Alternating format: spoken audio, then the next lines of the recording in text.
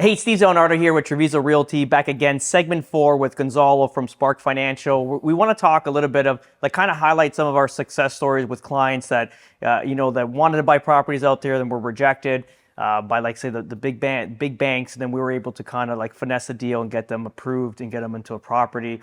The one that really stands out is our clients. I don't want to mention any names, but it was people are transitioning now into retirement ages. They want to buy a property. They want to live 6 months, let's say, in the warm weather and 6 months up north. And then ultimately they found this amazing property. They've gone through the big banks and they were rejected. It's almost like they didn't spend enough time on the deal, looking at all the information to get it approved. Thankfully, they called us and we kind of pulled back. We rescheduled. We kind of looked at the file, put it all in order, and then ultimately, you guys got it approved. Correct. Got them the financing, and now where are they now? Now they're sitting pretty over in their house in Fort Lauderdale. They're going to the beach every single weekend. But what was interesting about that file, they got rejected by two big banks in Canada. They finally reached out to us, and essentially their file was different because they owned a couple Airbnbs here in Florida, believe it or not.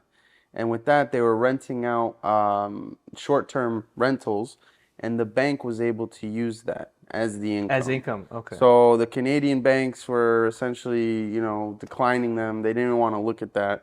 We're able to do that. So that brings another point.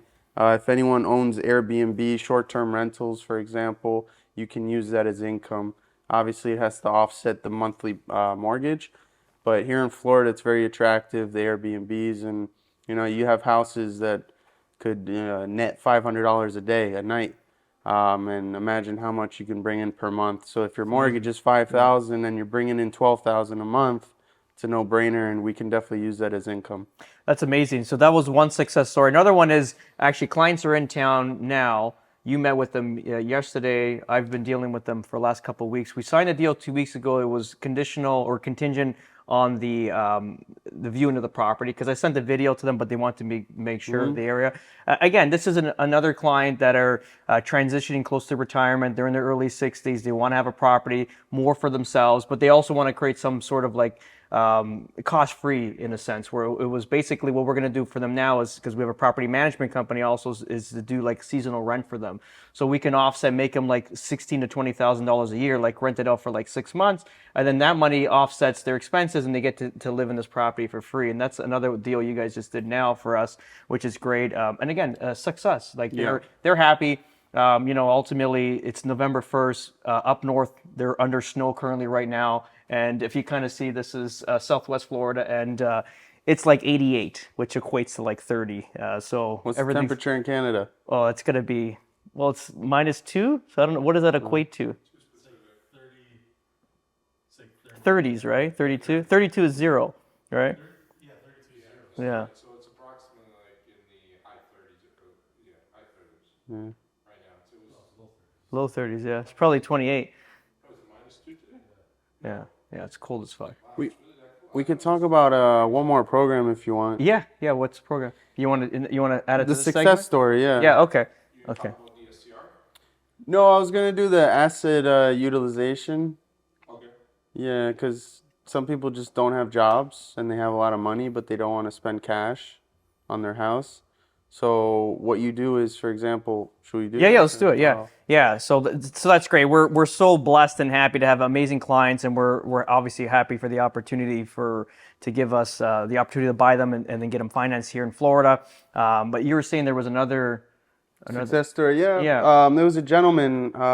He had a lot of money, about 1.6 million in the bank actually, and he did not want to use all of his cash to essentially buy the house. He wanted to save some, and there was a lot of banks, rejecting him, obviously because he actually didn't have a job, and they want to see income, but he had a lot of money in the bank.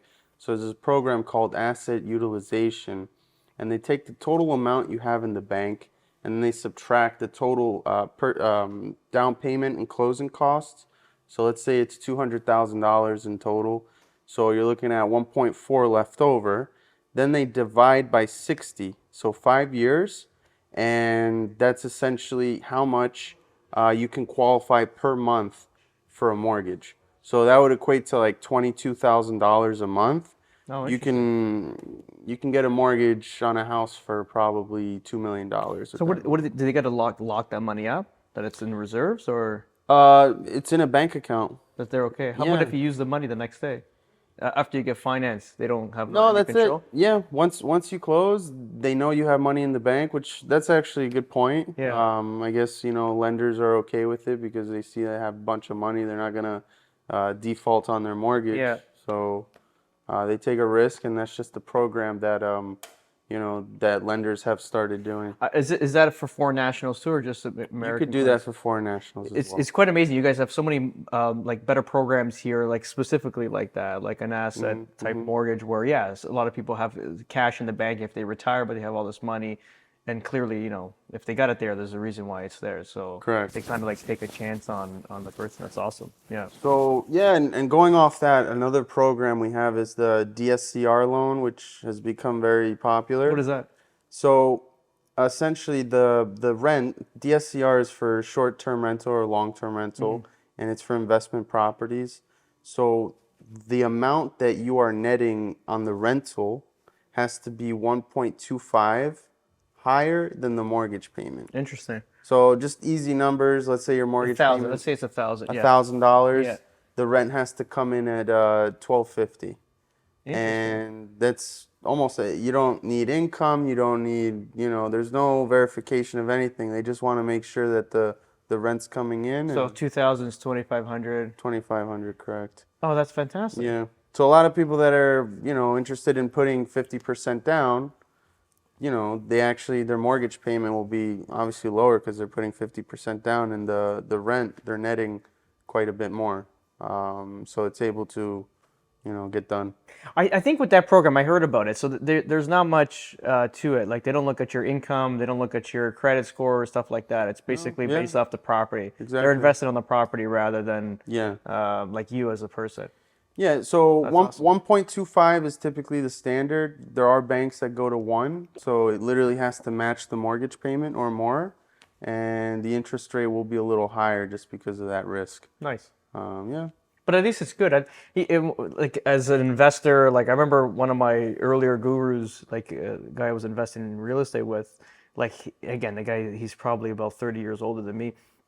And what he said to me, its most important thing is getting the mortgage. If you know the property is gonna have a net return, you know the property is gonna be a great investment in the future, get the mortgage at a higher rate. He to be honest, like he would actually go towards the B and C banks rather than deal with the A banks because it was just an easier process. Yeah. He's like, I don't want the bullshit. He's like, I'm gonna pay 1-2% higher than the average rate, but at least it's like bang bang, everything's done, and get the property, and away we go, right? We start the investment process because it's like if you sometimes you deal directly with A banks, they kill so many deals that if you look at the long term, if they killed like 2 or 3 deals, and then you fast forward 10, 15 years down the road, and those things are worth 3 times the amount of money that you were originally purchased them at, like how much money did you lose? Sometimes we get stuck on the small thing, talking about how much am I paying on this rate right now. And again, I'm like that too. I'm a little bit paranoid about everything, but it's like, but you always look at the longer picture too, because if it's a good property and you want to get into it, why not get into it? As long as obviously it's a profitable investment, like it's cash positive, then ultimately what's the difference, right? 1 or 2% higher, you're still in good standing order. Getting in the door. Yeah, that's the most important, is to hold assets. Like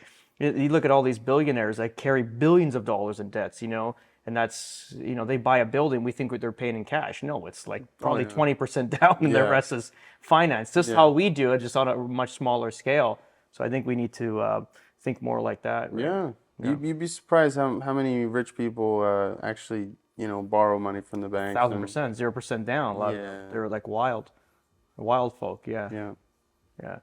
Cool. That's awesome. We'll end the segment. We're good with that. Yeah. Awesome, guys. Thanks so much for tuning in. If you have any questions, please reach out. All our information will be below here in the video, and we'll get you on the next segment. Have a good one.